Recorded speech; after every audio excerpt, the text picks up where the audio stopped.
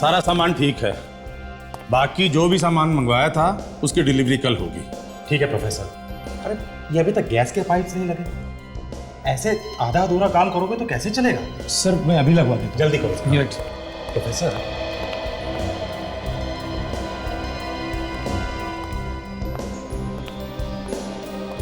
ये लो, very good, स्कल्टर्स भी आ गए। इधर रखो प्रोफेसर, कटर ले।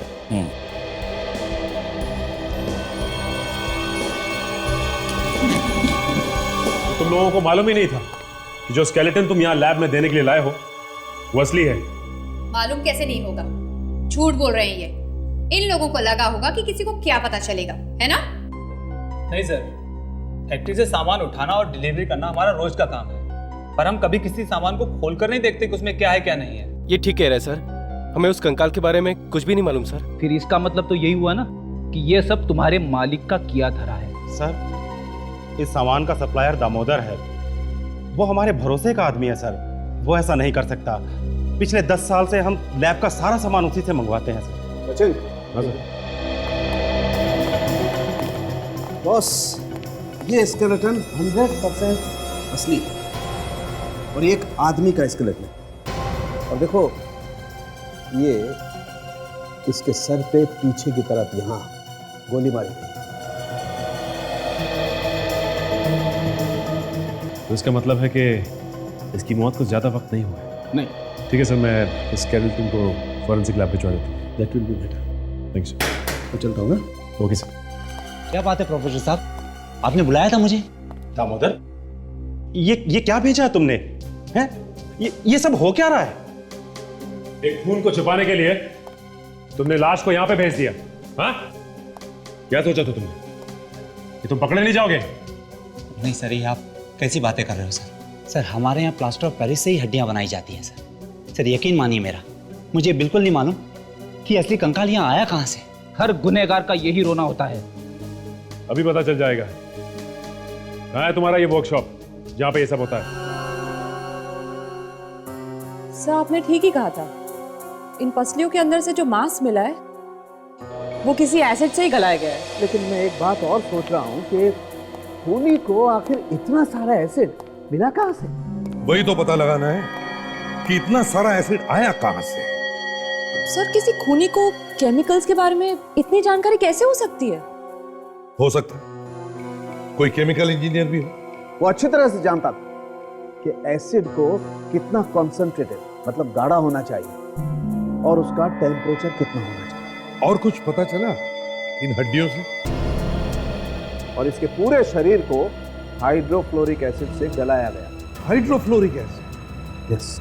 इसीलिए लाश पूरी तरह से गल गई। हाइड्रोफ्लोरिक एसिड बहुत स्ट्रांग होता है, मिनटों में मांस को गला सकता है। हम खुद भी अपने एक्सपेरिमेंट्स में इसे पतला करके, डाइल्यूट करके इस्तेमाल करते हैं। मगर सालों की इसकी खोपड़ी से तो हम इसका चेहरा बना सकते हैं ना? हाँ बना सकते, क्यों नहीं बना सकते? तो फिर बना। सर।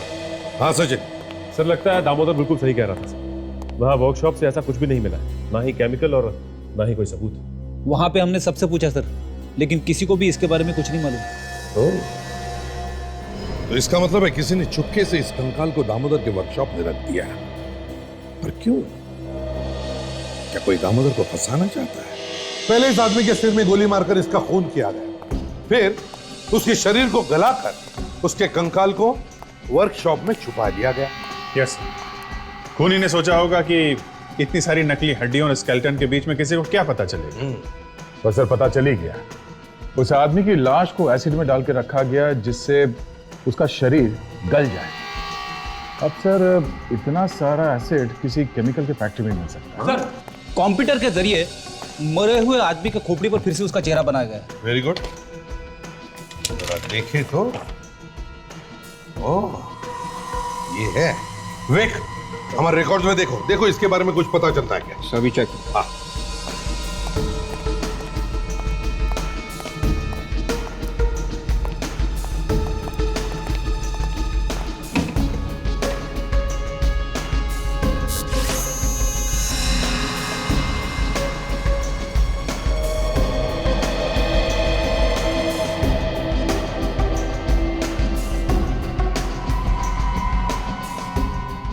सर है हमारे रिकॉर्ड्स में। दिखेगा? ये देखिए सर, छोटा मोटा चोर है सर, केतन। 2005 में इसे आखिरी बार पकड़ा गया था। उसके बाद से इसका कोई रिकॉर्ड नहीं है। पर सर एक छोटे मोटे चोर को किसी ने इस तरीके से क्यों मारा होगा? वही तो, एक छोटे मोटे चोर को इस तरह से मारने की जरूरत क्या थी? कुछ तो है। पहले तो हमें यह पता लगाना चाहिए कि जहां पर हमें केतन की लाश मिली वहां आसपास कोई केमिकल की फैक्ट्री है क्या, और इस केतन के घर जाकर भी पूछताछ करनी पड़ेगी।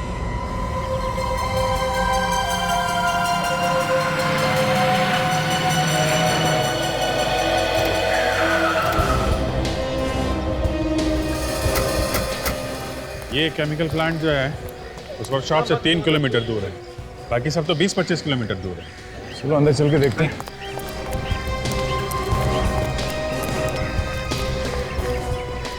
साला फैक्ट्री भी काफी टाइम से बंद पड़ी है ना। एक मिनट,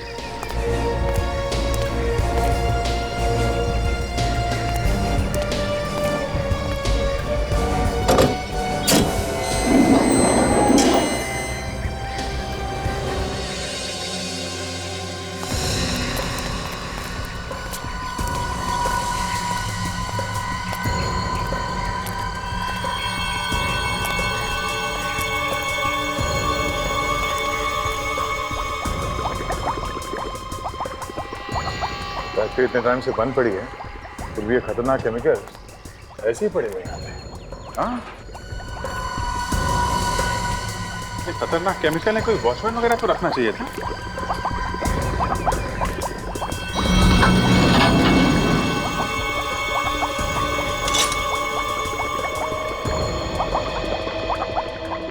सब जगह केमिकल है, बदबू सी भी आ रही है।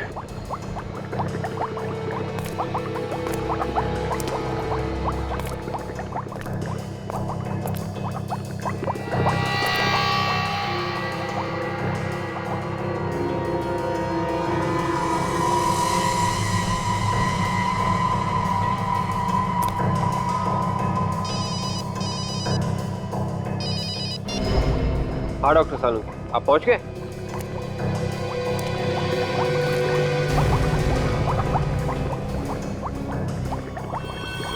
Okay sir, right sir. Sir, doctor Salunke का फोन था, बस पहुंच रहे हैं। अच्छा, लेकिन ये देखा तुमने, अगर ये फैक्ट्री काफी दिनों से बंद है तो ये केमिकल यहाँ बाहर कैसे गिरा हुआ है? अभिजीत, कौन है? जी, दीवार पर खून का निशान है। लगता है केतन को शायद यहीं पे गोली मारी है। और उसके बाद बॉडी को एसिड के ड्रम में डाल दिया होगा ताकि वो स्केलेटन बन जाए।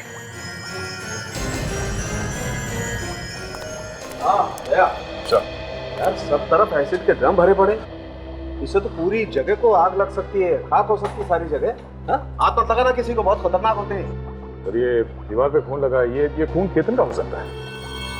हाँ हो सकता था यार, उसी का खून। केतन के सर में गोली लगी थी, उसी से ये खून इस दीवार पे आके लग गया होगा। उधर बाहर वहाँ केमिकल का एक बहुत बड़ा ड्रम है, उसका आधा केमिकल तो बाहर जमीन पे गिरा पड़ा है। अच्छा, उसे भी चेक कर लेंगे, पहले ब्लड का सैंपल ले लें।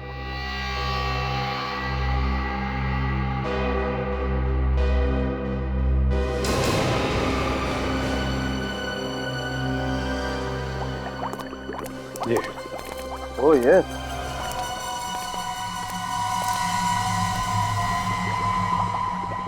बॉस इसे चेक करना पड़ेगा।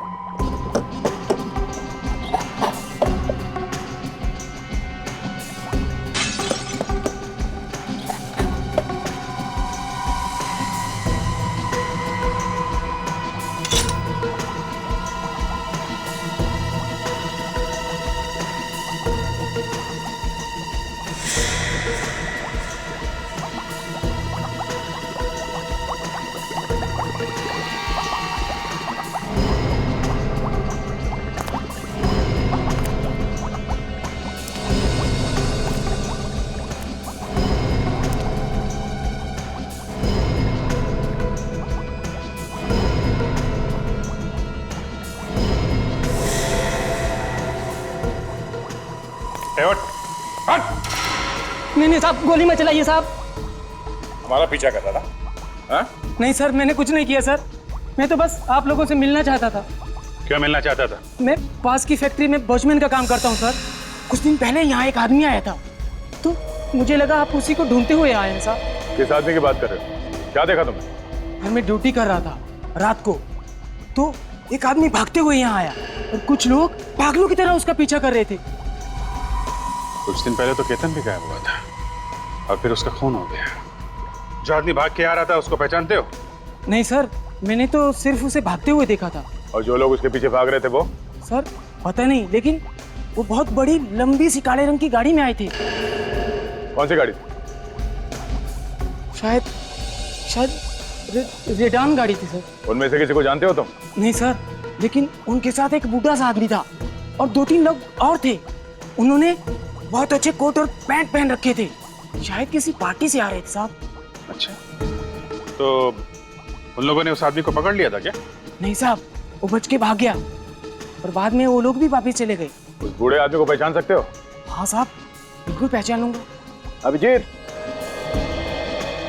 बॉस, हाइड्रोक्लोरिक एसिड में अभी भी कुछ टुकड़े बचे हुए। टुकड़े? कैसे टुकड़े डॉक्टर साहब? मांस के, शायद उसी आदमी। बॉस, केतन को यही मारा गया है शायद। कुछ पता चला आप लोगों को केतन के बारे में? आपके पति केतन अब इस दुनिया में नहीं रहे, उनका किसी ने खून कर दिया। खून? ये क्या कह रहे हैं आप? देखिए, हमें आपके पति की लाश मिली है, इसीलिए हम यहाँ आए हैं। ये झूठ है, ऐसा नहीं हो सकता है। भला कोई केतन का खून क्यों करेगा? आपके पति केतन कुछ समय पहले तक कानून के अपराधी रह चुके हैं। हो सकता है किसी पुराने दुश्मन ने ये काम किया। सर, 5 साल पहले केतन छोटी मोटी चोरियां करते थे, जिनकी उन्हें सजा भी मिल चुकी थी। लेकिन जेल से निकलने के बाद उन्होंने सारे गलत काम छोड़ दिए थे। वो बिल्कुल बदल चुके थे सर। जेल से छूटने के बाद वो क्या काम करते थे? पिछले 3 सालों से बैंड्रा के फर्नीचर की दुकान में वो काम कर रहे थे। उनकी किसी से कोई दुश्मनी नहीं थी, पर कुछ दिनों से वो घर लौटे ही नहीं। कुछ दिनों से गायब थे? जी सर। सर, ये फाइल देखिए, इसमें अलग अलग फर्नीचर्स के रेफरेंसेस और कटिंग्स हैं। अखबार और मैगजीन से काटे हुए आर्टिकल्स भी हैं। केतन सच में ही फर्नीचर की दुकान में काम करता था। कुछ दिनों तक जब केतन वापस नहीं लौटे तो आपने उनकी दुकान पे पता नहीं किया? पता किया था सर, वो वहां भी नहीं थे। घर से निकलते वक्त उन्होंने आपको कुछ बताया था कि वो कहाँ जा रहे हैं? हाँ, रात में वो जल्दी में थे, कह रहे थे कुछ जरूरी काम है और कार की तरफ जाना है। बस इससे ज्यादा मुझे कुछ भी नहीं मालूम है सर। अच्छा ये बताइए, वो जिस फर्नीचर की दुकान में काम करते थे उसका नाम क्या है? ओके, एक्सक्यूज मी सर, मैं हिमांशु, आपने मुझे यहाँ क्यों बुलाया? ओहो, मिस्टर हिमांशु, तो आप हैं उस केमिकल फैक्ट्री के मालिक? जी हाँ, मैं ही हूँ। बैठिए बैठिए बैठिए। Thank you.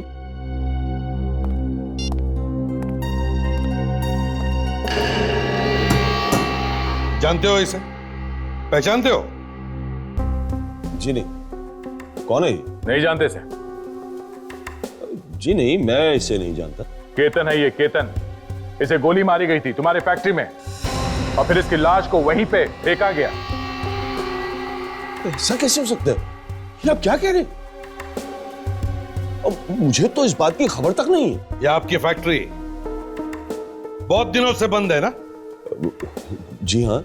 तो फिर इतने सारे केमिकल एसिड्स खुलेआम कर क्या रहे थे एक बंद फैक्ट्री में? वॉचमैन क्यों नहीं रखा था तुमने? तो सर बात यह है कि ये प्लांट पिछले 6 महीने से बंद पड़ा हुआ है और मैंने तो सपने में भी नहीं सोचा था कि ऐसा कुछ हो सकता है। और फिर मुझे लगा कि वहां पे ऐसा क्या है जो कोई चुरा लेगा, इसलिए मैंने वॉचमैन भी नहीं रखा। तुम्हें तो मालूम है कि ये एसिड्स कितने खतरनाक हो सकते हैं। मिस्टर हिमांशु, खूनी बराबर जानता था कि तुम्हारे फैक्ट्री में ऐसे एसिड्स हैं। आपको किसी पे शक है? जी नहीं। ये केमिकल प्लांट चलाने का लाइसेंस लाए हो अपने साथ? जी नहीं।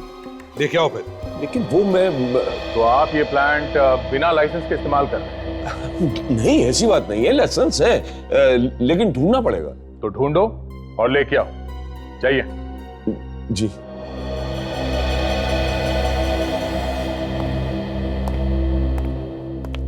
दया, सर इस हिमांशु पर नजर रखो। शक है मुझे इस पर। अगर ये खून में मिला हुआ है तो कोई ना कोई गलती जरूर करेगा। स्केच बन गया है।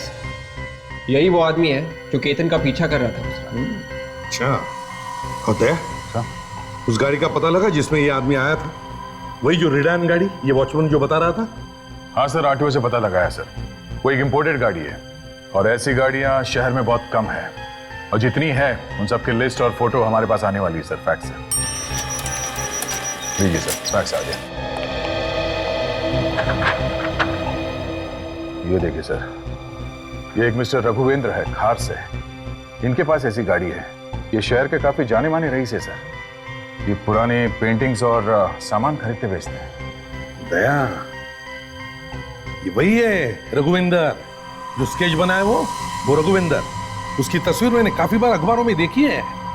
खार में रहता ही है।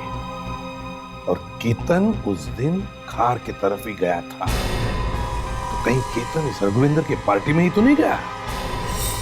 इसे जानते हो? जी हाँ सर, केतन है, हमारे यहाँ काम करता था, पर कुछ दिन से काम पर नहीं आ रहा है। अभी आएगा भी नहीं। मतलब केतन का खून हो गया है। क्या? केतन का खून हो गया? हाँ, किसी ने उसे गोली मारकर उसकी लाश को छुपाने की कोशिश की, पर वो लाश हमें मिल गई। लेकिन केतन को कोई क्यों मारेगा? यही जानने की कोशिश हम भी कर रहे हैं कि किसी ने केतन को क्यों मारा। हाँ? अच्छा, जाने से पहले केतन ने किसी को कुछ बोला था? कुछ बताया था? जी नहीं, कुछ भी नहीं बताया। बस काम करते करते अचानक एक दिन चला गया और फिर नहीं आया। किसी को बताया भी नहीं कि कहाँ गया है। केतन कितने साल से काम कर रहा था यहाँ पे? 3 साल से। 3 साल से काम कर रहा है यहाँ पे। इतने दिन से आया नहीं, तो आप लोगों में से किसी ने भी जानने की कोशिश नहीं की कि वो क्यों नहीं आ रहा है? पता करने की कोशिश की थी सर, कई बार फोन भी किया, पर किसी ने उठाया नहीं। अच्छा, अब समझ में आया कि फोन किसी ने उठाया क्यों नहीं। ठीक है, कोई बात नहीं। अभी आप लोग अपना काम करिए, जरूरत पड़ी तो फिर बुलाएंगे। 1 मिनट, आप जी। आप इस केतन के बारे में कुछ और बता सकते हैं? तो या फिर किसी के साथ कोई झगड़ा वगैरह हुआ? नहीं, और तो उसके बारे में मैं कुछ नहीं बता सकता। हेलो, सीआईडी यहाँ पहुंच गई है। कुछ दिनों पहले आपके घर में पार्टी हुई थी। ये देखिए, ये आदमी आपकी पार्टी में आया था। ऐसा क्या हुआ आपकी पार्टी में कि आप और आपके दोस्त इस आदमी का पीछा कर रहे थे? ये आदमी मिला आपको? इसे मैं छोड़ूंगा नहीं, एक बार मेरे हाथ लग जाइए। क्यों? ऐसा क्या किया था इस आदमी ने? इसे मैंने पहले कभी नहीं मिला। पार्टी वाले दिन जबरदस्ती मेरे घर घुसा है। जबरदस्ती घर में घुसा है? क्यों? पता नहीं, सीधा अंदर आया और मेरी एक कीमती चीज तोड़ने की कोशिश की और भाग गया। आप चाहे तो मेरे घर आए किसी मेहमान से पूछ सकते हैं। एक अनजान आदमी आपके घर में घुसा और आपकी कीमती चीज तोड़कर भाग गया? हाँ सर, इसलिए तो मैं और मेरे दोस्त उसका पीछा करते हुए गए थे। पता नहीं कहाँ भाग गया। वो कहीं चला नहीं गया मिस्टर, उसका खून हो चुका है। क्या? सर मेरी बात मानिए, मैंने अपनी जिंदगी में इसे पहले कभी नहीं देखा है। ठीक है। अच्छा, अब कौन सी ऐसी चीज वो आपके घर पे तोड़ने आया? देखिए तो वो कीमती चीज है क्या? मंगर। जी साहब। मेरे स्टडी रूम से वो बॉटल ले आना जो वर्कशॉप से अभी बन के आई, जो पार्टी में गिरी थी। ठीक है सर। वर्कशॉप से?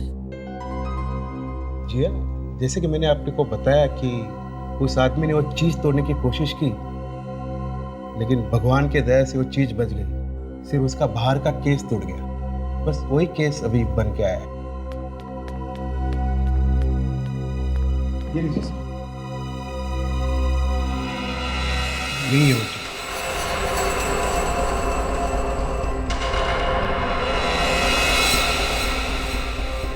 इतनी छोटी सी बोतल, इस बॉटल में ऐसा क्या है जो ये इतनी कीमती है? खून।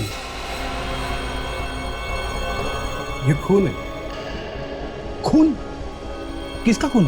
1860 1860 के एक महारानी का खून। एक ऑक्शन में बहुत पैसे देकर खरीदी। किसी के खरीदने पर उस रात पार्टी दी थी मैं। महारानी का खून? कोई तो वजह होगी जो केतन इसे तोड़ने यहाँ आया था। मिस्टर रघुवेंद्र, ये बॉटल आप हमें दे दीजिए। हो सकता है केतन की मौत और इस खून का कोई ना कोई संबंध है।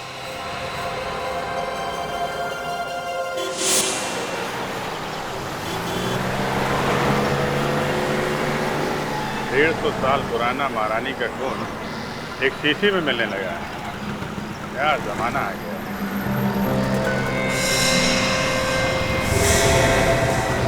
ये कारी ये यहाँ क्या कर रही है?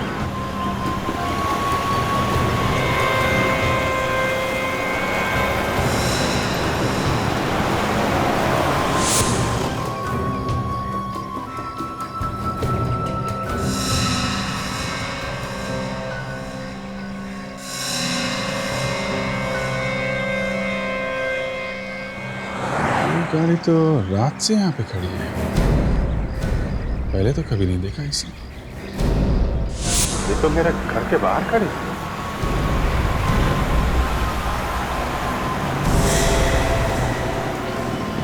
कहीं कोई मेरा पीछा तो नहीं कर रहा है? हाँ? तो पीछा कर रहा है तो क्यों? हाँ, ये क्या?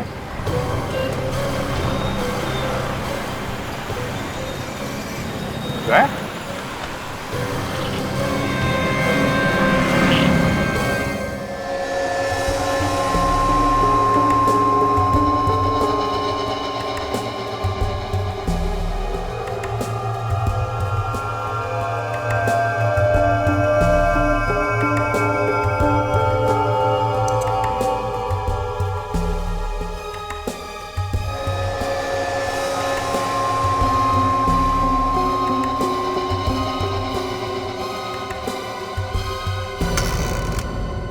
यार साळुंखे, ये रघुविंदर तो कह रहा था कि ये खून 1860 का मतलब 150 साल पुराना किसी महारानी का खून, लेकिन क्या खून ऐसे शरीर के बाहर इस तरह से बचा के रखा जा सकता है?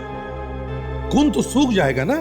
हाँ सर, आप ठीक कह रहे हैं। खून को या तो बहुत ही ठंडे तापमान में रख के संभाला जा सकता है या फिर उसमें कोई केमिकल मिला, नहीं तो खून धीरे धीरे सूखने लगता है। तो इस खून में ऐसा कुछ खास है कि शीशी को तोड़ने के लिए केतन अपनी जान तक देने को तैयार हो गया।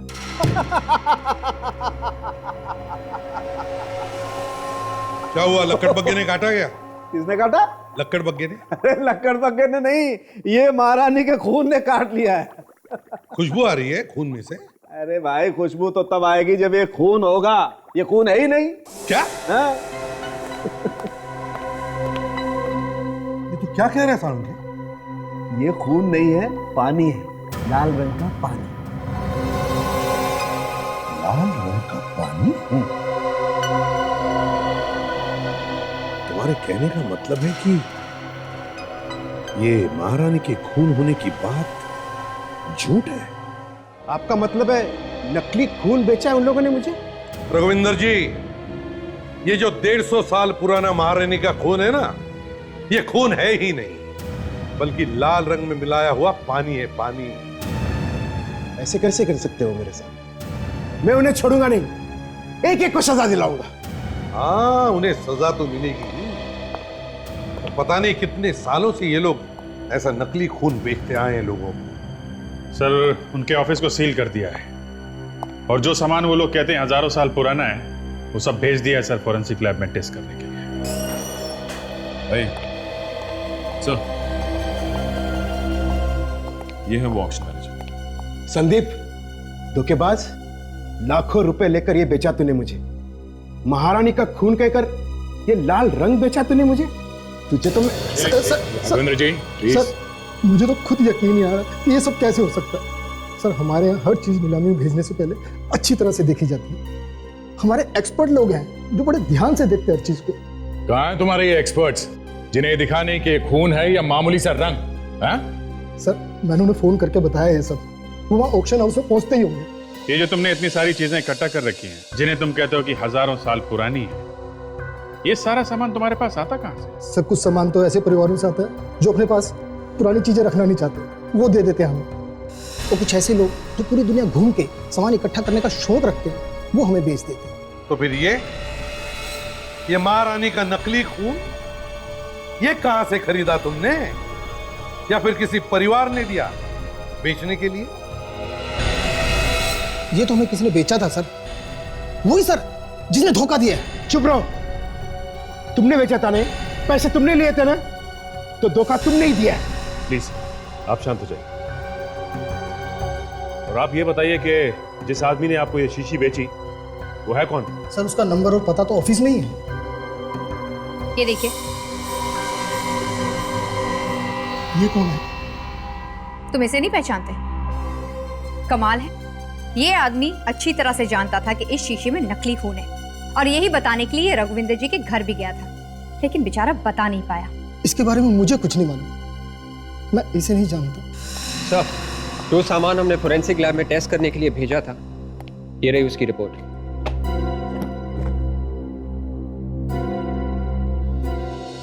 संदीप जी, बड़ी खुशी होगी आपको ये पढ़कर, जो पुराना सामान हमने तुम्हारे ऑफिस में से उठाया था, उसमें से 21 चीजें नकली है।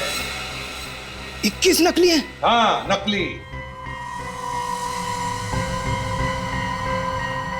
ये सारी चीजें तुम्हारे उन एक्सपर्ट्स ने देखे होंगे ना, है ना? हाँ, एक्सपर्ट्स ने तो देखा था, लेकिन ये कैसे हो सकता है? ये तो आप हमें बताइए, धोखा देने के जुर्म में कितने साल की सजा हो सकती है, मालूम है आपको? तो बताइए, ये सारी चीजें किस परिवार ने दी थी तुम्हें बेचने के लिए? सर, इसमें से कोई भी सामान किसी परिवार से नहीं है। तो फिर? ये सारी चीजें हमने खरीदी है। तुमने खरीदी थी? तो फिर जिनसे भी ये चीजें खरीदी हैं, उन सबको बुलाओ अपने ऑफिस में और कहो उनसे ये सारी चीजें खरीदने के लिए एक बड़ा खरीदार आया, बहुत अच्छा पैसा मिलेगा।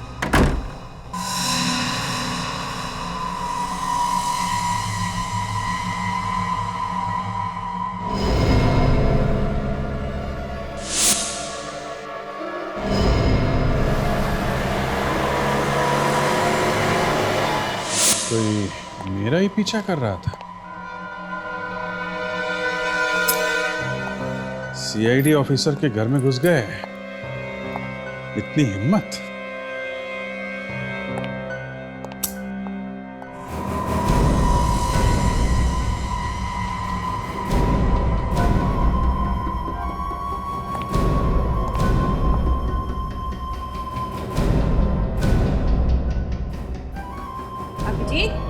अभिजीत, अभी आप? बेटा ये सब क्या है? पता नहीं, लगता है कोई घर में घुस गया था। आपने देखा था क्या आज किसी को आते हुए मेरे घर में? हाँ, कोई आया तो था। अच्छा। पर उसने अजीब सा लंबा सा काला कोट पहन रखा था और उसके सर पे टोपी भी थी। आपने उसका चेहरा देखा क्या? नहीं, मैं ठीक से नहीं देख सकी बेटा, क्योंकि आंखों पे चश्मा नहीं था। वो क्या है ना कि आज मैंने कुछ पकोड़े बनाए थे, और जब तुम्हारे घर के ताले के खुलने की आवाज आई तो सोचा तुम्हें भी बुला लूं, और उसे देखा। वो कह रहा था कि वो भी सीआईडी में तुम्हारे साथ काम करता है। हा? और तुमने कुछ फाइल लाने के लिए उसे कहा है। ओह, तो उन्हें मालूम है कि मैं सीआईडी में काम करता हूँ, इसलिए वो मेरा पीछा कर रहा था। सर, मैंने सबको फोन करके बुलाया था, पता नहीं अब तक क्यों नहीं पहुंचे वो लोग। क्योंकि वो लोग निकल लिए बेटा, उनको मालूम था कि नकली चीजों को असली बोल के बेचा जा रहा था। अब उन लोगों को ढूंढना पड़ेगा। तुमने जिन जिन को फोन किया था? सर जी जिन डीलर्स को आपने फोन किया था ना, अरे जो नकली माल हमें बेच गए थे, उसमें से एक आदमी यहाँ आया हुआ है। कौन? अरे वही जिसका माल बहुत बिका था। मिल गया है? हाँ, उसे अंदर बुलाओ। अभी बुला दो। कोई होशियारी नहीं, समझे? हाँ, देख रहा हूं यहां से।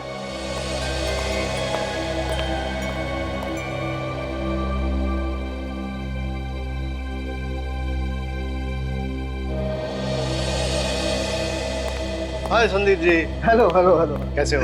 अच्छा, आपको तो मालूम ही होगा, बड़ी ऊंची बोली लगी है आपके सामान की, आपको आपका हिस्सा मिल जाएगा। क्या केतन का खून हो गया? हमें भी तो पता चले कितने दाम मिले हैं हमारे सामान के। हाँ हाँ, क्यों नहीं, आप बैठिए ना, अभी 2 मिनट में पता लगेगा। हाँ बैठिए। वैसे हम हर किसी को अच्छा दाम देते हैं, सामान चाहे कैसा भी हो। सीआईडी? हम हर किसी का हिसाब किताब फौरन चुका देते हैं, किसी का भी बाकी नहीं रखते हैं, जैसे तुम्हारा देने वाले हैं। मुझे कोई सामान नहीं बेचना, आप लोगों को कोई सामान नहीं बेचना मुझे। अरे तुम्हारे दोस्तों ने तो तुम्हें धोखा दे दिया, फंसा के भाग गए वो। उन लोगों ने बताया नहीं तुम्हें कि यहाँ पे सीआईडी इंतजार कर रही है? मेरे पास मत आना मेरे पास। गोली चलाएगा? हाँ गोली चलाएगा मुझ पे? फर्नीचर के दुकान में कीमती चीजों की नकल बना बना के तेरे पर निकल आए।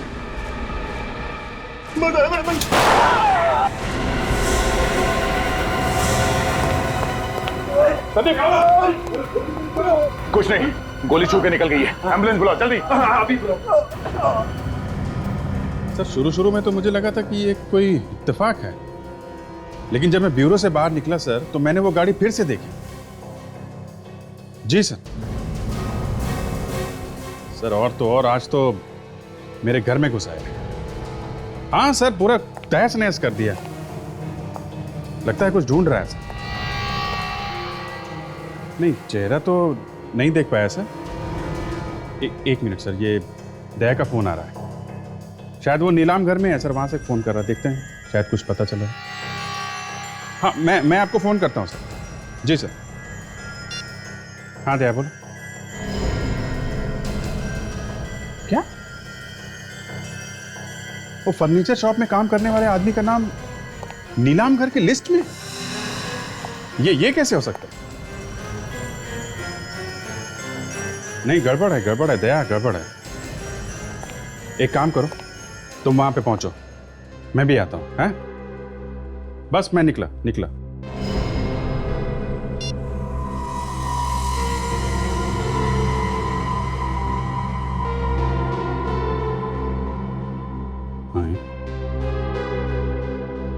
कपड़े फाड़ दिए?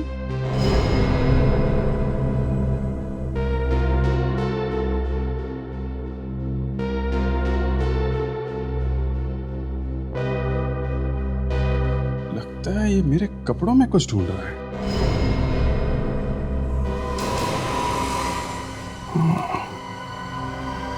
जो कपड़े में पहन के फर्नीचर शॉप में गया था तो मैंने लॉन्ड्री में भेज दिया है। कहीं उन कपड़ों में तो कुछ नहीं है?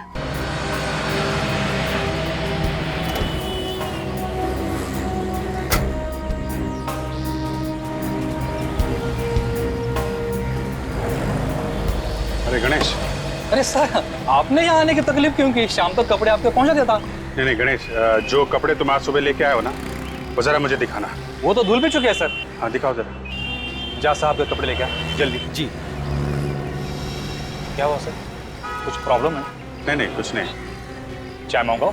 नहीं बस कपड़े मंगाओ। चल जल्दी ला।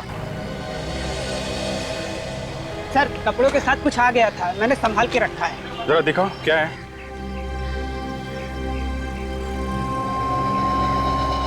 सर ये रहा।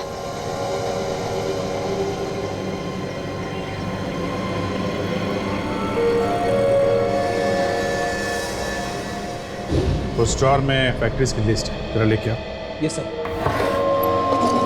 सर ये रही फाइल।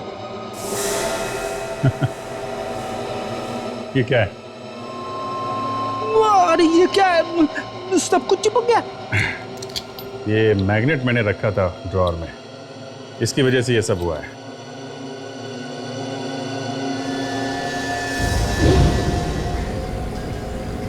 मैग्नेट तो मैंने जेब में डाला था, लेकिन ये चम्मच कहां से आया? वो भी इतना पुराना। अभिजीत, इस मैग्नेट की वजह से ये चम्मच तुम्हारे जैकेट के पॉकेट पर चिपक गया है ना, और फिर इसी चम्मच की वजह से तुम्हारा पीछा भी किया गया। यस। लेकिन कोई मेरा पीछा करता रहा। उसने मुझे नुकसान पहुंचाने की कोशिश नहीं की। हाँ, मेरे पीछे से मेरे घर जाके उसने इसे ढूंढने की कोशिश जरूर की है। सर, हो सकता है इसका केस से कुछ लेना देना हो, क्योंकि केतन जिस फर्नीचर शॉप में काम करता था वहां पे सिर्फ नए फर्नीचर्स मिलते थे, पेंटिंग, मूर्तियां या फिर इस तरह के एंटीक आइटम नहीं सर। अभिजीत, तुम्हें पूरा यकीन है कि एक चम्मच उस फर्नीचर की दुकान में ही था? यस सर, क्योंकि मैं ब्यूरो से सीधे दुकान गया सर, और दुकान से सीधे घर। ये चम्मच तो सर उस दुकान में ही था।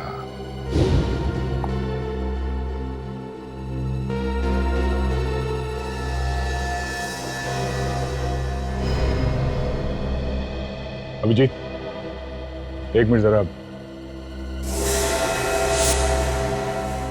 हाँ सर, ये चम्मच उस दुकान से ही आया है सर। ये वहां के एक ड्रॉर में था, ये वहीं पे था सर, ये वहीं से आया है। ये चम्मच उसी दुकान से आया है, मगर ये चम्मच वहां उस फर्नीचर की दुकान में कैसे? वैसे तो ये काफी पुराना लगता है। केतन उसी फर्नीचर दुकान में काम करता था ना? वो जो केतन के घर से तुम्हें फाइल मिली थी, जरा दिखाओ तो। जी सर।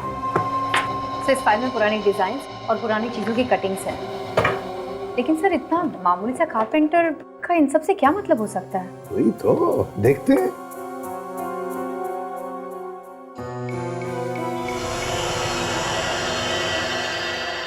सर, ये चम्मच तो, ये तो बिल्कुल वैसा ही है सर। हाँ अभिजीत, ये तो बिल्कुल ऐसा ही है। कहीं ये चम्मच नकली तो नहीं?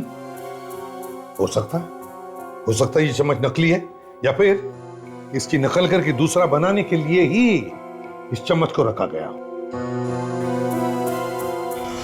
जो कुछ भी है, इस फर्नीचर शॉप से ही पता चल जाएगा। हाँ दया, लगता है शायद हमारे यहाँ आने की खबर पहले से पहुंच चुकी थी। सब के सब यहाँ से भाग गए, दुकान को ऐसे खुला छोड़ के भाग गए। निकल गए हाथ से। विवेक, जरा बाहर देखो, किसी ने आते जाते देखा है क्या? नो। Yes sir. या मुझे लगता है यहाँ पे और भी सामान छुपा के रखा है इन लोगों ने। वो चम्मच तो एक छोटी मोटी चीज थी। मुझे लगता है वो सारा नकली सामान यहीं पे बनता है। चम्मच मुझे यहाँ से मिला था।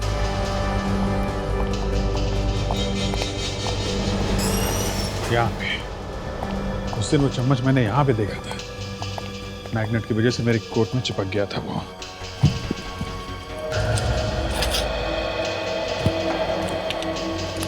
कमाल है, लगता है सब गायब कर दिया यहाँ पे।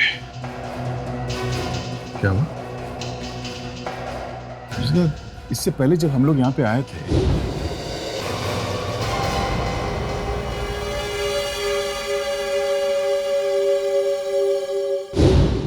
तब भी मैंने इस कारपेट को देखा था और मुझे थोड़ा अजीब सा लग रहा था। क्यों? नहीं, ये कालीन, ये मॉडर्न फर्नीचर बनाने वाले दुकान के बीचों बीच में ये पुराना कालीन क्या कर रहा है? और ये ऐसे ही रखा हुआ है, बेचने के लिए नहीं है। देखो, लिखा हुआ है नॉट फॉर सेल।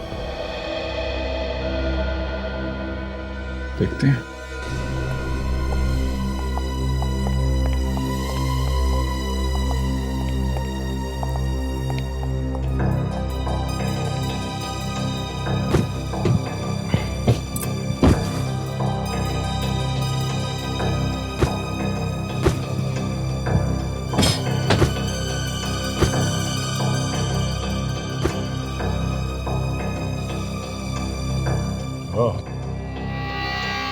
हटाया कालीन और निकला दरवाजा। ये तो उलझा सिमसिम हो गया था।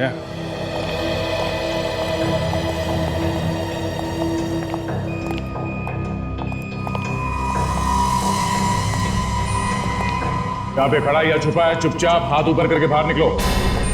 सुना? ये देखा?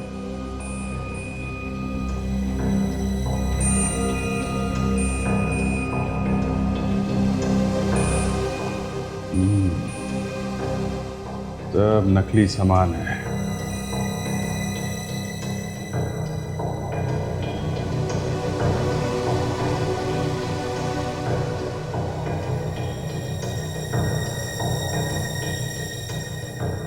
नकली सामान बनाने का कारखाना है ये। गया ये देखो।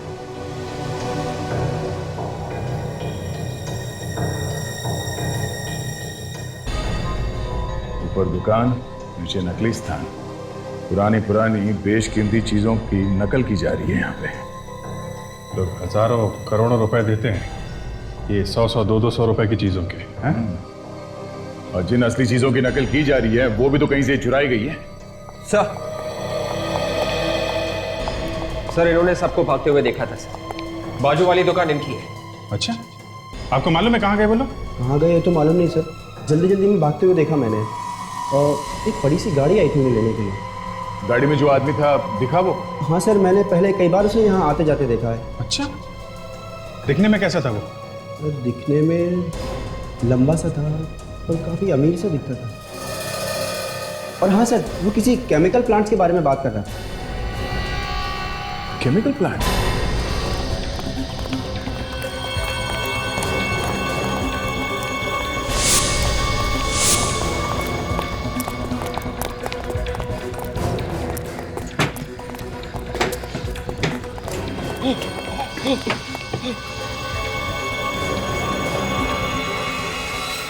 हम कब तक छुपते रहेंगे? हम ये शहर छोड़ के भाग क्यों नहीं जाते? ये खून पहले भी कर चुके हैं हम लोग। सीआईडी हमें चारों तरफ ढूंढ रही होगी। शहर से भाग के जाना नामुमकिन है। शांत शांत हो जाओ। देखो, सीआईडी वालों को मुझ पर कोई शक नहीं। वैसे भी यहां पर सीआईडी वाले नहीं पहुंच सकेंगे। और हाँ, बाकी जो कुछ भी करना है वो ये बताएंगे।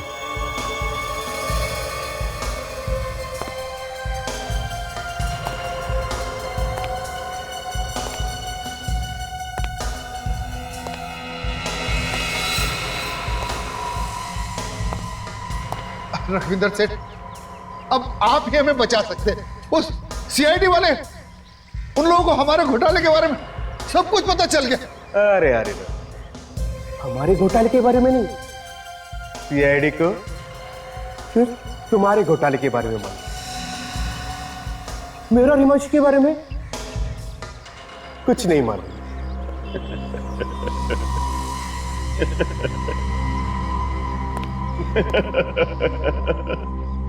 मतलब आप हमें फंसा देंगे? भाई देखो भाई लोगों, अब तुम लोगों का काम खत्म हो चुका है, इसलिए तुम लोगों को मरना तो पड़ेगा, नहीं तो हमारे बिजनेस का क्या होगा है? ये सब केतन की वजह से हो रहा है। क्या जरूरत थी उसे उछल उछल कर पार्टनर बनने के सपने देखने की? खुद तो मरा ही मरा, तुम सब लोगों की खबर भी खुद के गया।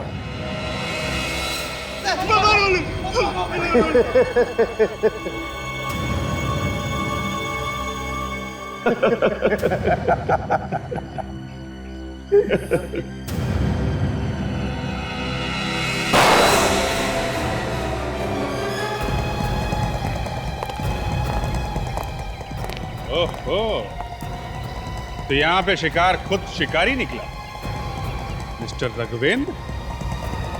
अपनी कहानी तो खुद सुनाएगा या मैं अपनी तरीके से तेरा मुख खुलवाऊं? हाँ? बताता हूँ। मैं केतन को मारना नहीं चाहता था, मगर हमारा बिजनेस बर्बाद करने पे तुला हुआ था। बिजनेस? धोखाधड़ी को बिजनेस बोलते हो तुम? फर्नीचर की दुकान के नीचे नकली सामान बनाते थे ना? हाँ। खून की एक छोटी सी शीशी के पीछे केतन का खून कर दिया। मुझे तो पहले से ही मालूम था कि वो कोई खून वून नहीं है, सिर्फ लाल रंग है, लेकिन मैं उसे खरीद के उसका कीमत बढ़ाना चाहता था, क्योंकि मैं दोबारा उसे बेचूं तो उसको मुझे दुगना दाम मिले। और एक खरीदार भी मिल गया, इसीलिए पार्टी रखी थी ना उस रात तुम लोगों ने? हाँ, जैसे मैं वो खून की शीशी बेचने वाला था, मैं जाने केतन कहाँ से आ गया और उसने वो खून की शीशी गिरा दी, और तो और मुझे धमकी देने लगा कि वो सबको बता देगा कि वो शीशी नकली है, और उसका मुंह बंद करने के लिए उसका खून कर। हाँ, मैंने और मेरे दोस्त रघुविंदर ने उसका पीछा किया और उसे मार दिया। वाह, क्या दोस्ती है! ये दोस्ती तो हम लोग भी नहीं तोड़ेंगे। साथ साथ भेजेंगे दोनों को जेल, और साथ साथ मिलेगी दोनों को फांसी।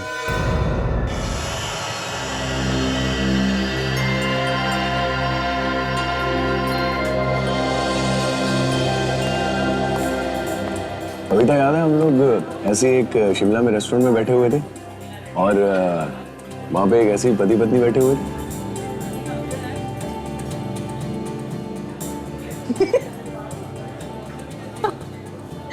कैसे बातें कर रहे थे एक दूसरे से? अरे मुझे तो समझ नहीं आ रहा था कि हंसूं या रोऊं। मैं भी गिर गई थी चेयर से।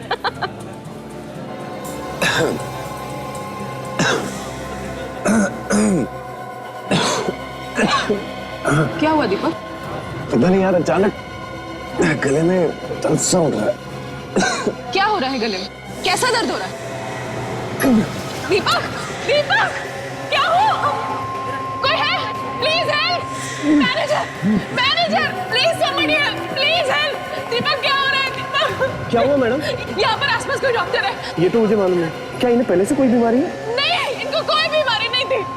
अभी सूप पीते पीते अचानक ऐसा होने लगा। प्लीज एम्बुलेंस बुलाइए जल्दी, प्लीज। डोंट वरी, मैं कुछ करता हूँ। Please somebody help! Deepak, Deepak, दीपक,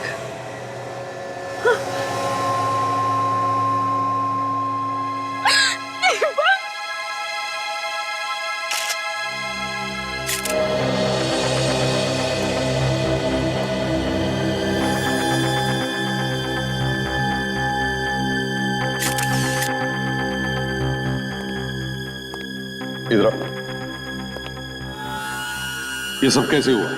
पता नहीं, सर और मैडम सूप पीते हुए बातें कर रहे थे, तभी अचानक जब मैं उधर से आया तो देखा सर नीचे गिरे हुए हैं और मैडम चिल्ला रही है।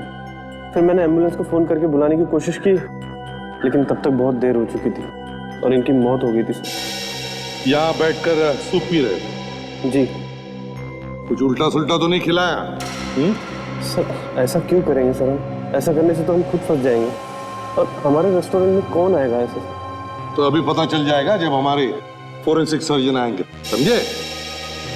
सर आप तो खामखा हम पर शक कर रहे हैं। खामखा शक नहीं कर रहा हूँ, इस आदमी की मौत हुई है तुम्हारे होटल में खाना खाते हुए, समझे? मैं कह चुका हूँ ये खाना नहीं सूप पी रहे थे। हाँ सूप ही सही, मगर यहाँ तुम्हारे रेस्टोरेंट में ही खा रहे थे ना?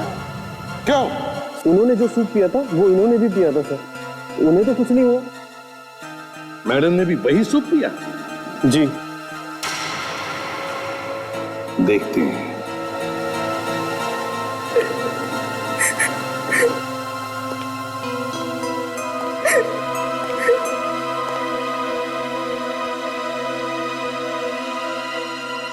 देखिए,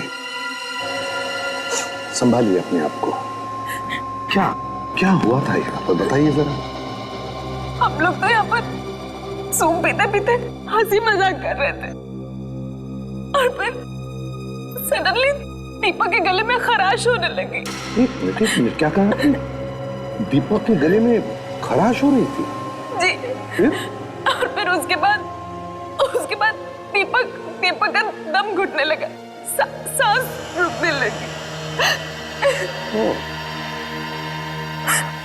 गले में खराश हो गई और फिर दम घुटने लगा, फिर?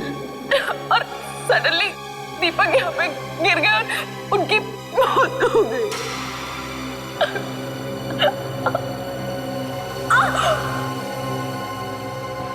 क्या हुआ? कविता जी क्या हुआ? कविता, कविता, कविता क्या हो रहा है? कविता,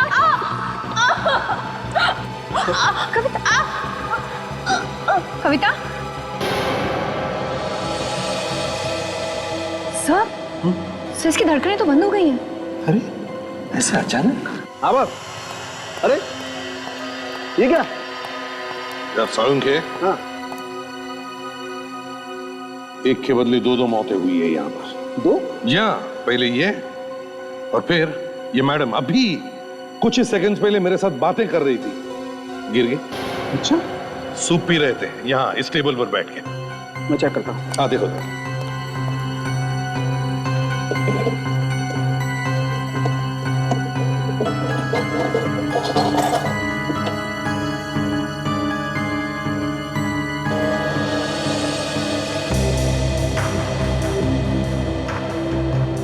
तुम्हें लगता है उस सूप में कुछ था?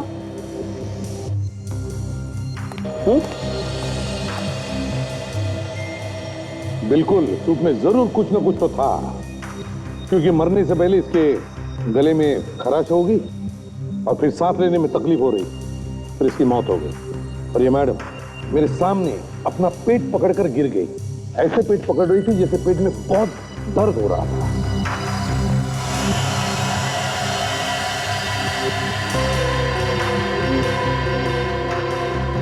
बॉस, तुम्हारा शक सही है। शायद इनकी मौत जहर की वजह से ही हुई है। जहर? सुन लिया? जहर? हाँ, जहर।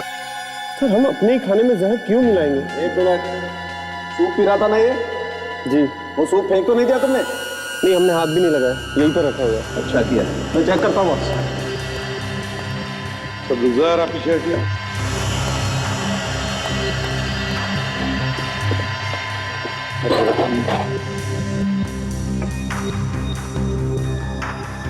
यही सूप था ना?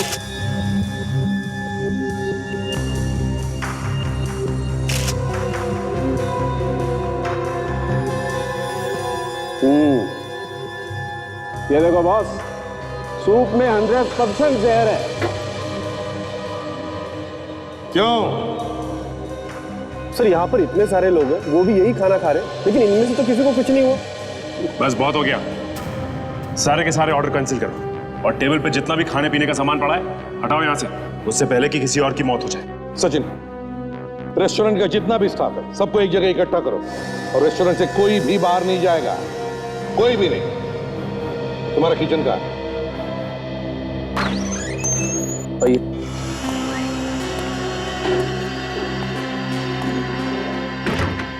चलिए प्लीज, एक मिनट, सब काम छोड़ दीजिए, सब खाना छोड़ो और इस तरफ एक तरफ आ जाओ। आइए आइए आइए, चलिए जल्दी प्लीज, चलिए चलिए। सोलंके, लग जा काम। विवेक, संभाल के लेना स्ट्रेचर इलाज।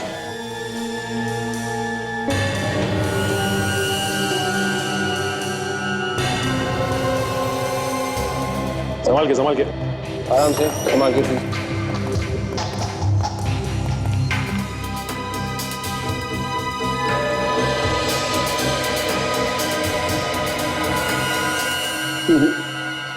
बॉस, इनमें तो किसी में भी जहर नहीं।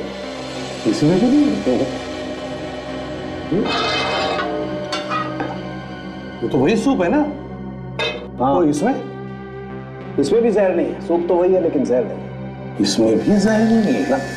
अच्छा, ये यहाँ पर सूप कौन बनाता है? सर, मैं बनाता हूँ। जरा यहाँ आइए, बताओ ये सूप किसने बनाया था? सर, मैंने बनाया था।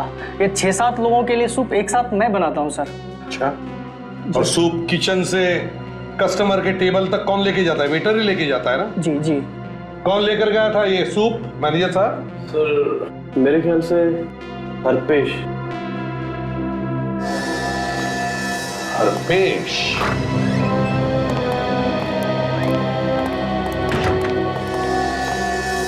आप में से हरपेश कौन है?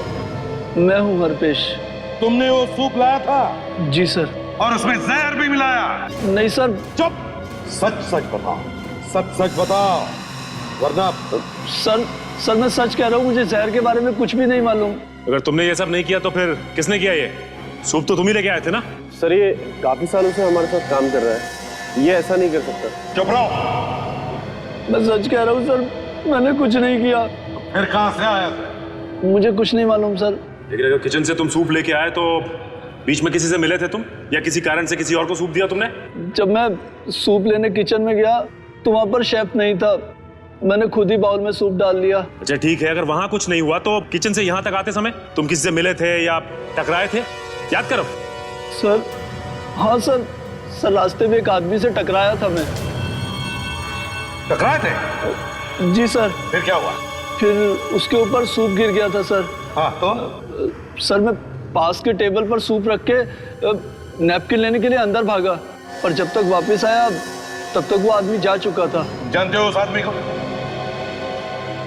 नहीं सर। चेहरा याद है तुम्हें? नहीं सर, ध्यान नहीं दिया। सर अगर वो आदमी यहाँ रेस्टोरेंट में आया था तो शायद उसने यहाँ पे खाना खाया होगा, और अगर उसने खाना खाया होगा तो उस खाने का बिल जरूर बना होगा। अच्छा, आपके पास खाने के बिल की दूसरी कॉपी तो होगी ना? जी सर।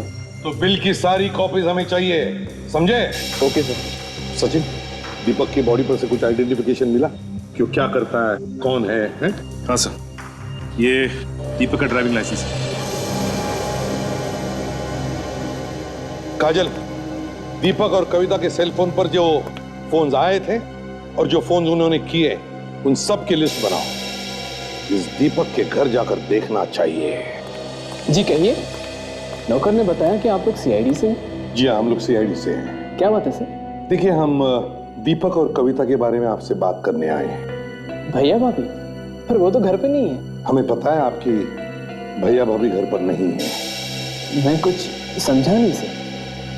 आप हितेश? हितेश दीपक के भाई हो ना? जी। क्या बात है सर? देखो हितेश, तुम्हारी भैया भाभी की, मेरा मतलब है दीपक और कविता की मौत हो गई है। क्या? भैया और भाभी? ये नहीं हो सकता सर। देखिए, संभालिए अपने आप को, संभालिए। ये सब कैसे हो गया सर? किसी ने उन दोनों को रेस्टोरेंट में जहर दे दिया। रेस्टोरेंट में? लेकिन उनको जहर कौन देगा सर?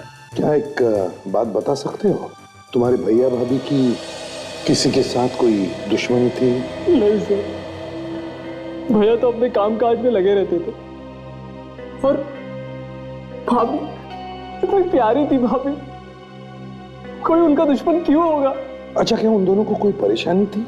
ऐसी कोई परेशानी नहीं थी, लेकिन क्या? लेकिन सर कुछ दिन पहले ऑफिस के बाहर पार्किंग लॉट पे भैया फिसल कर गिर गए थे और उनके सर पे चोट आई थी। थे, जब हमें तुम्हारे भैया की लाश मिली तो उसके सिर पर कोई भी चोट नहीं थी। जरा सी चोट थी सर, अब तक तो भर गई होती। हाँ, I'm sorry। देखो, अपना ख्याल रखना, और अगर तुम्हें किसी भी चीज की जरूरत पड़े, मदद लगे, तो हमें फोन कर देना। जी सर।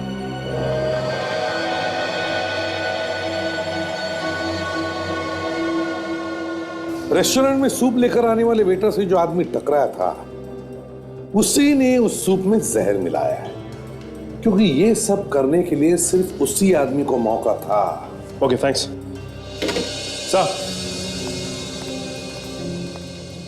हाँ सचिन। सर, जिन जिन लोगों ने रेस्टोरेंट में क्रेडिट कार्ड से पेमेंट की थी, उनमें दीपक की वाइफ कविता का नाम था सर। क्या? कविता का भी नाम है? अरे लेकिन कविता की मौत तो बिल पेमेंट करने से पहले ही हो गई थी ना, फिर कैसा बिल पे किया उसने और किसके लिए? सचिन देखो जरा बिल में, देखो किस चीज के पैसे भरे थे कविता ने। सर, ये सैंडविच और जूस के। क्या? सैंडविच और जूस? लेकिन सर, दीपक और कविता ने सिर्फ सूप ही पिया था। अगर कविता को बिल देना ही था तो वो सूप का देती, किसी और का खाया हुआ सैंडविच और जूस का बिल वो क्या देती सर? वही तो फ्रेडी, वही तो, किसी और ने खाए हुए चीजों के पैसे कविता ने क्यों भरे? सर, हो सकता है वहां पे कोई और ऐसा आदमी था जिसे कविता जानती थी। बिल्कुल सर। हाँ, क्या पता चला? सर, मरने से थोड़ी देर पहले कविता को एक फोन आया था। फोन आया? कहां से, किसका फोन था, कुछ पता लगा है तुमने? हाँ सर, जिस नंबर से फोन आया था वो फोन बंद है। जिस नंबर से कविता को फोन आया था वो फोन बंद है। फोन बंद है। हमें फिर से उस रेस्टोरेंट में जाना चाहिए।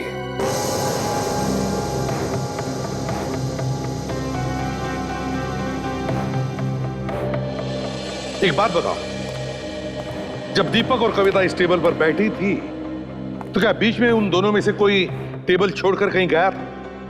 देखा आप लोगों ने कुछ? सर, जब मैं सूप देने आया तब मैडम का फोन आया था उसी समय। कविता मैडम को फोन आया था? जी सर। फिर क्या हुआ?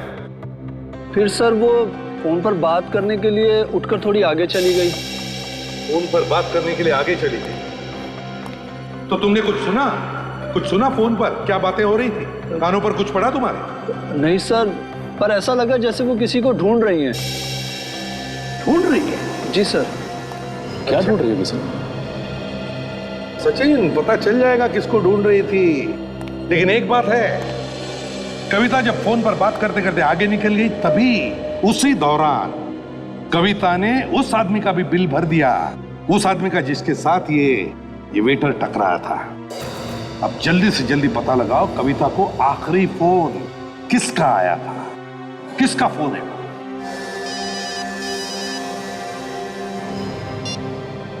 हाँ साळुंखे, क्या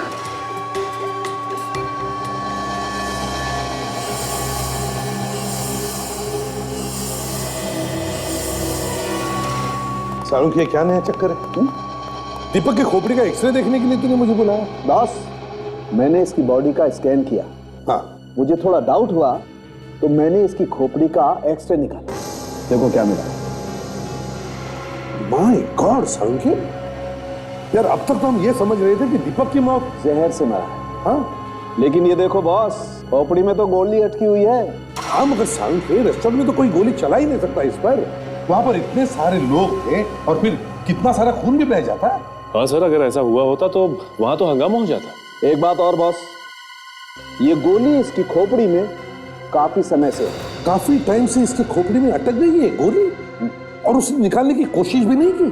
पहली बार इस तरह का केस सुना है मैंने कि आदमी की खोपड़ी में गोली है और वो गोली लिए इधर उधर घूम रहा है। वही तो, इसीलिए दीपक की मौत हो गई। अगर ये गोली निकलवा लेता तो शायद ये बच जाता। देखो बॉस, गोली इसकी खोपड़ी में काफी समय से थी, और जैसे जैसे सर के जख्म भरते गए, गोली सर के अंदर और गहरे जाती गई। उस दिन जब ये उस रेस्टोरेंट में बैठा हुआ सूप पी रहा था, इसकी खोपड़ी में फंसी हुई गोली एक नस पे जाकर के टकराई, नस फट गई और अचानक इसकी मौत हो गई। साळुंखे, तुम्हारे कहने का मतलब है कि दीपक की मौत गोली लगने से हुई? हाँ। और फिर वो जहर था, दोनों सूप में जहर था। लेकिन बॉस, जहर से सिर्फ कविता की मौत हुई है, दीपक की मौत इस गोली से हुई। सो हितेश ने हमें बताया था कि एक दिन अचानक दीपक अपने ऑफिस के बाहर फिसलकर गिर गया था। हो सकता है सर, उसी समय किसी ने गोली मारी हो उसे। हाँ, हो सकता है। बेचारा कितना तड़पा होगा जब इसे गोली लगी। अच्छा होता कि ये जहर के असर से ही मर जाता। सर, मैंने 2 बार चेक किया, टेस्ट बिल्कुल पॉजिटिव है। कविता के सूप से मिला जहर और दीपक के सूप से मिला जहर, दोनों जहर अलग अलग है। अलग अलग है? दोनों जहर अलग अलग? दीपक और कविता को अलग अलग जहर दिया गया? ये तो कमाल है सर। जहर भरा सूप पिया दोनों ने, लेकिन जहर से मौत हुई सिर्फ कविता की, और दीपक गोली लगने से मर गया। कोई तो है सर जो पति पत्नी दोनों को खत्म करना चाहता था। सर, पता चल गया है, कविता को वो फोन अंधेरी ईस्ट की एक जगह से किया गया था। अंधेरी ईस्ट की एक जगह से आया? या काम करो विवेक, तुम और दया उस पते पर जाओ और देखो, तब तक हम इस गोली के बारे में पता लगाते हैं।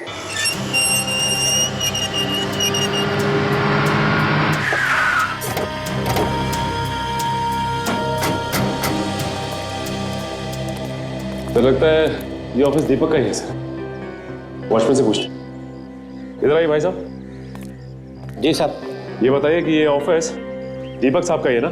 हाँ साहब, बहुत अच्छे आदमी थे साहब। कुछ दिन पहले उनके सर में चोट आई थी, उसके बारे में तुम्हें कुछ मालूम है क्या? हाँ साहब। क्या हुआ था उस दिन? उस दिन साहब दीपक साहब वहाँ कार पार्किंग में अपनी गाड़ी लेने जा रहे थे कि अचानक फिसल कर गिर गए और उनके सर में चोट आई। वहां पर पार्किंग लॉट में जब वो अपनी गाड़ी लेने गए? अच्छा ये बताओ, जब ये सब हुआ तब उनके साथ कोई था? उस वक्त साहब वहाँ और कोई नहीं था। फिर क्या हुआ? तो दीपक साहब दर्द के मारे तड़प रहे थे। मैं भाग कर गया उनकी मदद के लिए, लेकिन तब तक वो गाड़ी में बैठ चुके थे और फिर निकल गए। उसी हालत में वो अपनी गाड़ी में बैठकर निकल गए? जी साहब। साहब मैडम आ गए। मैडम, ये लोग दीपक साहब के बारे में पूछताछ कर रही है। जी कहिए। देखिए हम लोग सीआईडी से। और आप? मैं स्वाति, दीपक सर की सेक्रेटरी। ओह, तो आप दीपक की सेक्रेटरी हैं? बड़ी जरा वॉचमैन को।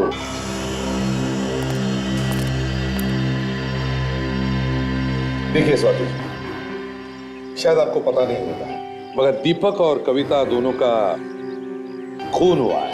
क्या? खून? जी हाँ, खून हुआ है। खून हुआ है? संभालो अपने आप को। स्वाति, दीपक और कविता के खून तक पहुंचने के लिए हमारी मदद करो। पूछे क्या पूछना है?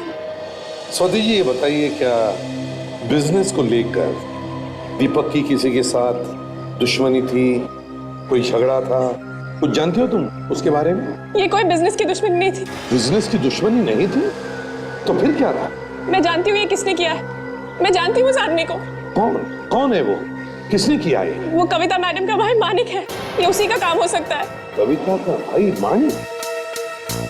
इस मानिक ने ये खून करवाया? हाँ, मानिक ने दीपक सर से बहुत सारे पैसे मांगे थे, पर दीपक सर ने साफ इनकार कर दिया। इस बात को लेकर उनका बहुत झगड़ा भी हुआ, यहाँ तक कि मानिक ने उन्हें जान से मारने की धमकी भी दी। तो घूम फिर के ये सारा मामला पैसों का ही है। सर, अगर कविता के भाई मानिक की दीपक के साथ लड़ाई हुई थी, तो फिर दीपक के भाई हितेश ने हमें एक बार भी इसके बारे में क्यों नहीं बताया? ये तो हितेश ही बता सकता है। काजल, स्वाति को छोड़ कर। Yes sir. आइए। सचिन, ये दीपक पार्किंग लॉट में फिसल कर गिरा था ना? पार्किंग लॉट चलकर देखते हैं। सचिन, इस पार्किंग लॉट को अच्छी तरह से देखो, एक एक कोना छान मारो, एक एक इंच को सूंघो, हैं? अच्छी तरह से देखो। जाओ, फैल जाओ।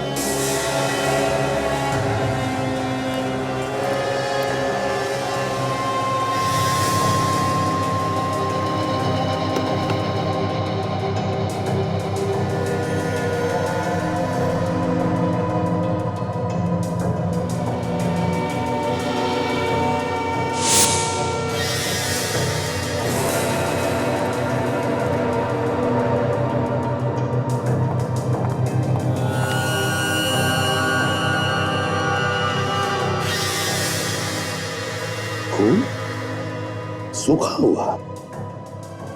सचिन, कैसा? जल्दी आओ।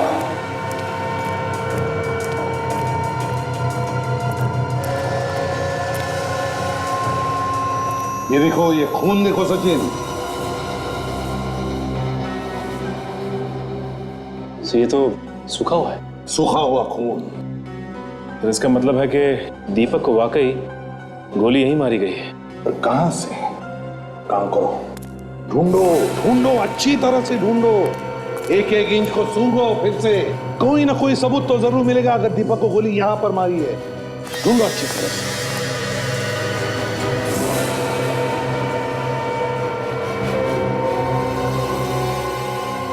सर, आप रेडी? यहाँ ही है सर। क्या? ये देखिए सर, ये निशान देखिए। क्या हो सकता है? एक मिनट, अगर ये खून दीपक का है तो फिर वो निशान, ये निशान भी दीपक के लिए ही बनवाया गया, दीपक के लिए ही। तो मतलब सर? काजल, इसका मतलब एक ही हो सकता है कि खूनी जानता था कि दीपक यहीं पर खड़ा होगा, यहीं पर। तो कहां से चलाई होगी गोली उसने? अगर दीपक वहां पर खड़ा था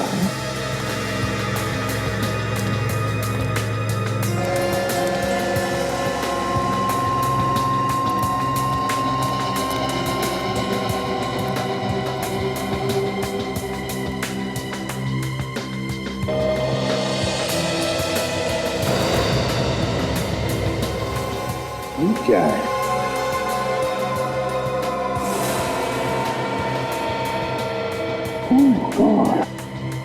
बिल्कुल वैसा ही निशान जैसे वहां पर।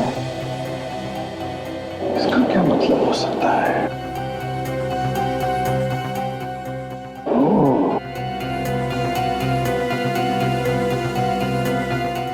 सचिन, ये देखो, ये वैसा ही निशान जैसा उस पिलर पे है।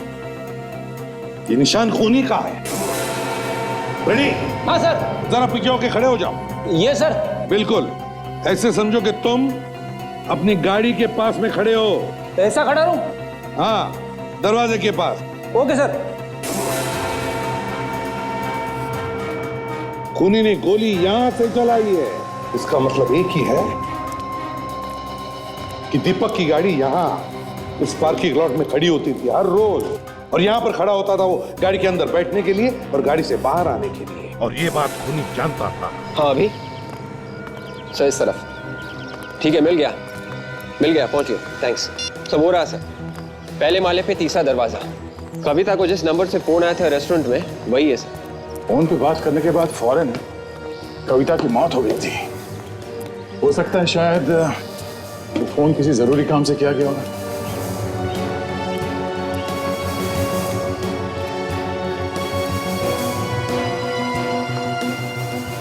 तो यही वो घर है।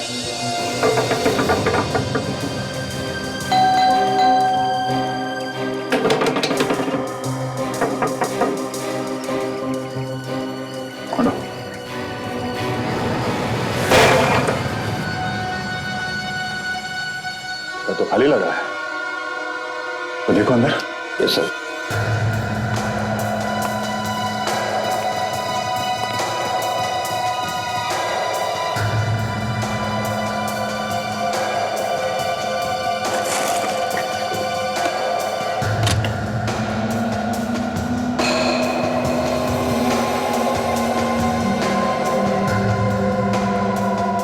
सर आ गए। क्या हुआ? ये देखिए सर, दीपक की फोटो छुपा के रखी थी। दीपक की फोटो यहाँ पे? पीछे दीपक का एड्रेस भी लिखा हुआ है। सर खून दीपक और कविता दोनों का हुआ है, लेकिन सिर्फ दीपक की फोटो यहाँ पे छुपा के क्यों रखी है? कुछ समझ में नहीं आ रहा। कविता ने मरने से पहले जिस आदमी से फोन पे बात की थी, उस आदमी के घर पे इस दीपक का फोटो छुपा के रखा हुआ है। जरा ढूंढो, कुछ और निकाल दो।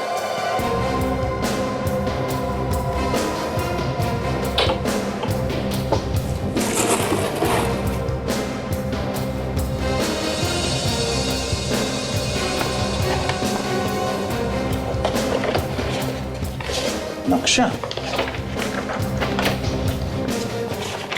ओहो,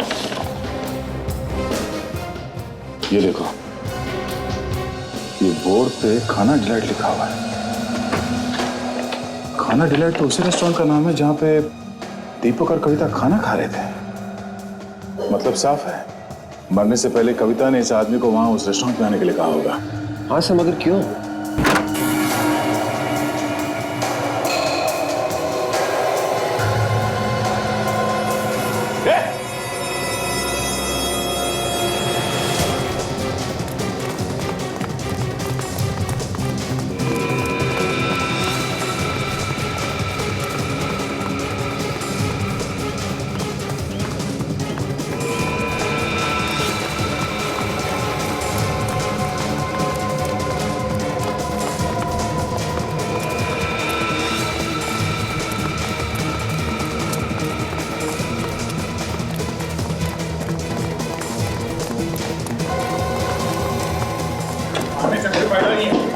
कहां तक भागेगा तू? हाँ?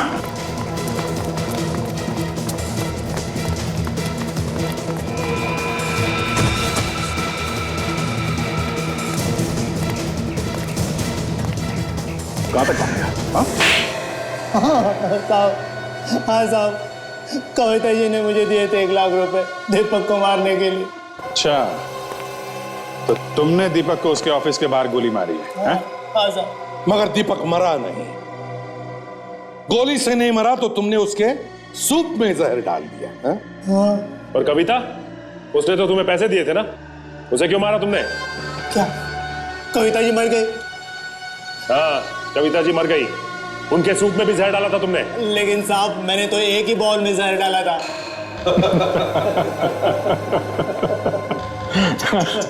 बड़ा बोला है बेचारा सर। सामने 2-2 बॉल पड़े थे, मगर इसने एक ही बॉल में जहर मिलाया। हाँ? तुम्हें कैसे मालूम था कि दीपक उसी बॉल में सूप पीने वाला था? हाँ, कविता भी तो थी वहां पे। साहब मैंने उसी वक्त कविता जी को फोन किया था ये बताने के लिए कि मैंने किस वाले बॉल में जहर डाला है। ले जाओ सर। नहीं साहब मैंने कविता जी को नहीं मारा है साहब मेरी बात सुनो साहब मेरा विश्वास करो साहब। ये तो कह रहा था कि इसने एक ही बॉल में जहर मिलाया, तो फिर कविता को जहर किसने दिया? वही तो, कविता को जहर किसने दिया? दोनों बॉल में जहर था मगर अलग अलग जहर, और कविता दीपक को मारना चाहती थी, तो फिर कविता को कौन मारना चाहता था? आपने मुझे बुलाया सर? हाँ। क्या बात है सर? क्या बात है? तुमने हमें कविता के भाई मानिक के बारे में क्यों नहीं बताया? क्यों छुपाया हमसे? मानिक? ओ मानिक सर, मेरे वो ध्यान में नहीं रहा। कुछ हो गया है क्या सर? जब हम दीपक के ऑफिस में पूछताछ करने गए थे तब स्वाति ने हमें बताया कि मानिक और दीपक दोनों के बीच में पैसे को लेकर झगड़ा हुआ था। स्वाति ने आपसे बताया सर? हाँ, स्वाति ने बताया। किस लिए पैसे चाहिए थे मानिक को? सर भिखारी था सर वो, कमाई वमाई तो कुछ थी नहीं उसकी, लेकिन जब से कविता भाभी हमारे घर पर आए थे उसे लगा उसकी लॉटरी निकल गई। लेकिन जब कविता भाभी ने पैसे देने से मना कर दिया तो वो दीपक भैया से पैसे मांगने लगा, और जब दीपक भैया ने भी मना कर दिया तो वो भिखारी उन्हें जान से मारने की धमकी दे रहा था।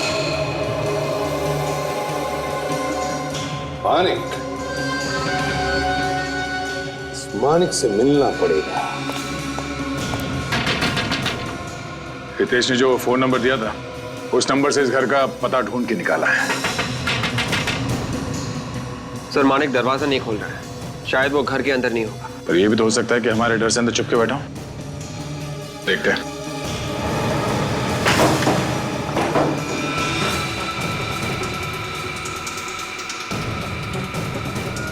मानिक,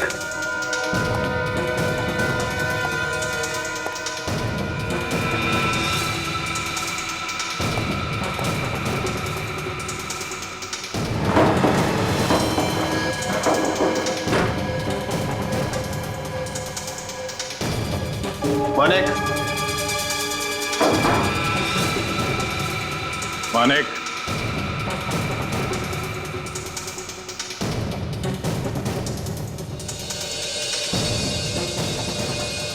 मानिक बाहर निकलो। यहां से भागने को कोई रास्ता नहीं है। मानिक बाहर निकलो, मुझे मालूम है तुम कहां। बाहर निकलो मानिक।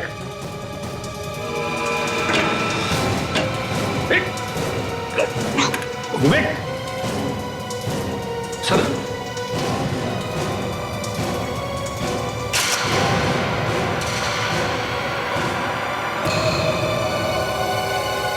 ये तो मर गया।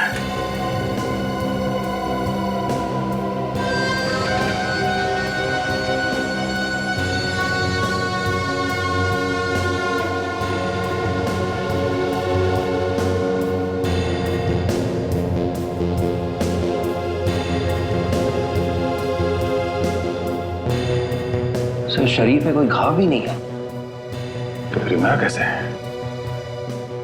कुछ तो हुआ जिसकी वजह से इसकी मौत हो गई है। विवेक, घर को अच्छी तरह से चेक करो। Yes sir.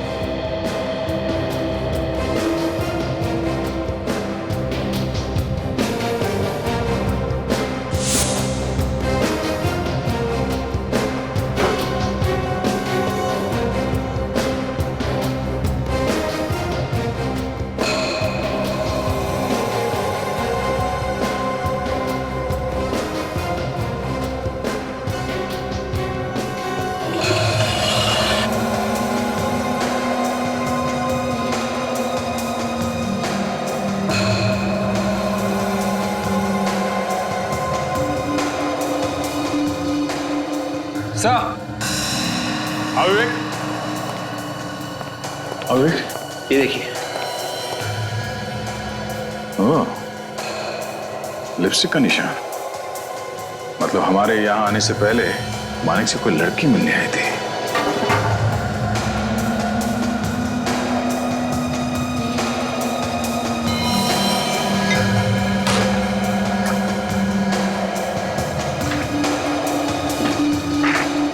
बिल के पेपर्स?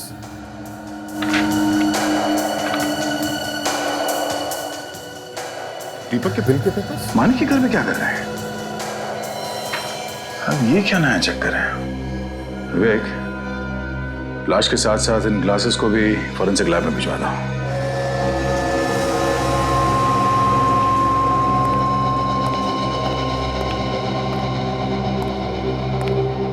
तो कविता और दीपक की मौत अलग अलग जहर से हुई है। हाँ वो तो मालूम है इन्हें। मगर मानिक की मौत जिस जहर से हुई है वो जहर, और जो जहर कविता को दिया गया है, दोनों मिलते हैं। अच्छा, बहुत सुना। क्या कहा सालुंखे? मानिक की और कविता की मौत एक ही किस्म के जहर से हुई है। क्या? हाँ। कविता और मानिक दोनों को एक ही किस्म का जहर दिया गया? एग्जैक्टली।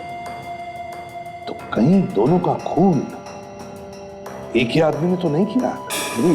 और सर, दोनों को दिया गया जहर एक बहुत ही खास किस्म का जहर है। खास किस्म का जहर? मतलब क्या ये जहर आसानी से नहीं मिलता क्या? हाँ सर, ये जहर बहुत ही खास किस्म के सांप के जहर जैसा है, जो काफी कम जगहों पर पाया जाता है। सांप का जहर? जी। और सर, वो फोटो के निशान का क्या हुआ? उससे कुछ मिला? हाँ काजल, वो चेक कर रहे हैं। ये होठों के निशान किसके हैं डॉक्टर साहब, पता चला? यार फ्रेडी, बता ना, चेक कर रहे हैं अभी भाई। डैम इट, ये मुझे पहले क्यों नहीं दिखाई पड़ा? क्या हुआ सर? पेपर्स में कुछ प्रॉब्लम है क्या? सचिन, हितेश और स्वाति को ब्यूरो बुलाओ। यह है दीपक का वसीयतनामा। ये पेपर्स जो हमें मानिक के घर से मिले। अब तुम लोगों को तो पता ही होगा कि दीपक ने अपनी सारी जायदाद किसके नाम पर की होगी। जी, दीपक भैया ने तो सारी जायदाद कविता भाभी के नाम की थी। अच्छा, आपको पूरा यकीन है कि कविता के नाम पे ही की थी जायदाद? जी सर। वसीयत के हिसाब से उन्होंने अपनी सारी जायदाद, सारा पैसा अपने सेक्रेटरी यानी स्वाति के नाम पे। सारा पैसा मेरे नाम? जी। सारा पैसा? ये कैसे हो सकता है सर? ये नहीं हो सकता सर। मैं बस वहाँ काम करती थी। मेरा इस बात से कोई लेना देना नहीं है। मुझे कुछ नहीं पता इसके बारे में। झूठ बोल रही हो तुम, झूठ बोल रही हो तुम। तुम्ही ने भैया को बहला फुसलाकर सारी प्रॉपर्टी अपने नाम कर दी है। हितेश, मुझे जो सही, तुम ऐसा कैसे कह सकते हो? ये सच है, और तुम्हारी वजह से भैया और भाभी के बीच में लड़ाइयाँ हुआ करती थी, क्योंकि भाभी को लगता था कि तुम्हारे और भैया के बीच में अफेयर चल रहा है। ये झूठ है सर, ये सरासर झूठ है। सच क्या है, झूठ क्या है, ये तो जल्दी पता चल जाएगा स्वाति जी। मानिक के घर में से हमें एक ग्लास मिला है, उस पर किसी के होठों के निशान भी है, लिपस्टिक के निशान। इसलिए हमें तुम्हारे होठों के निशान चाहिए। चलो चलो, लगाओ अपने होठ इस ग्लास के ऊपर। होठ? हाँ होठ। कम ऑन, चलो।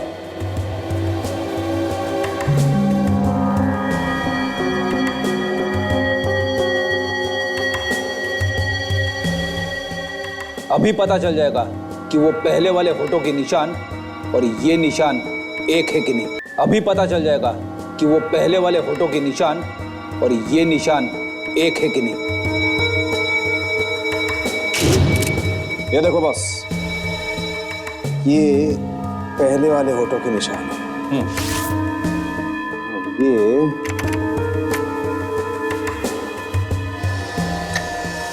ये बस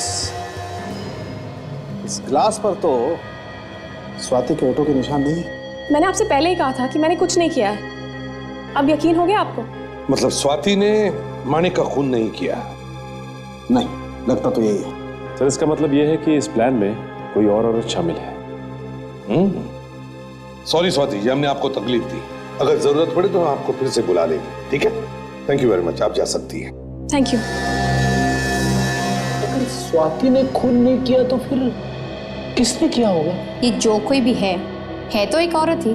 काजल, आदमी थोड़ी ना लिपस्टिक लगाएगा। सर, ये केस जहां से शुरू हुआ था घूम फिर के वहीं पे आ गया ना। नहीं सचिन, ऐसी बात नहीं। ग्लास पर जो होठों के निशान हैं, उन्हें अभी मैंने छोड़ा नहीं है।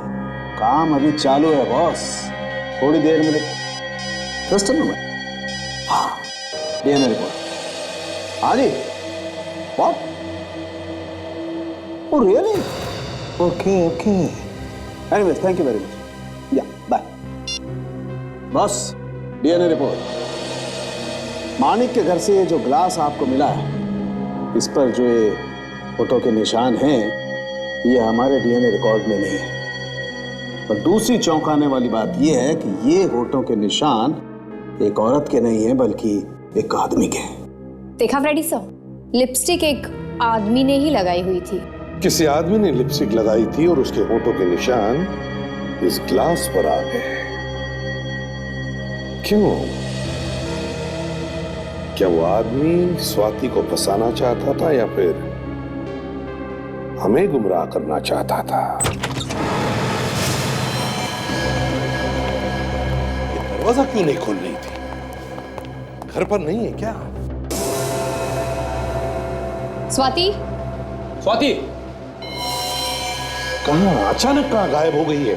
सर, शायद खूनी यहाँ पे आया होगा। फ्रेडी, अगर खूनी यहां पर आया होगा तो जरूर कोई ना कोई सबूत छोड़कर गया होगा। तो ढूंढो, इस घर का एक एक कोना ढूंढो, देखो कुछ मिलता है क्या।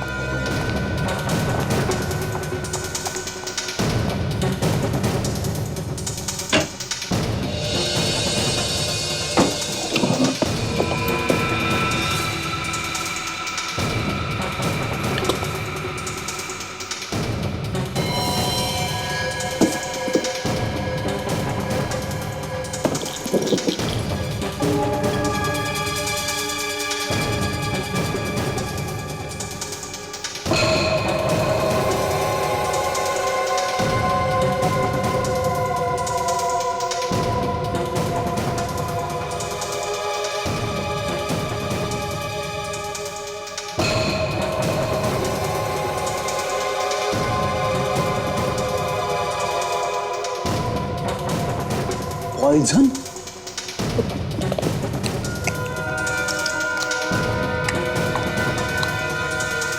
सर, हाँ भाई,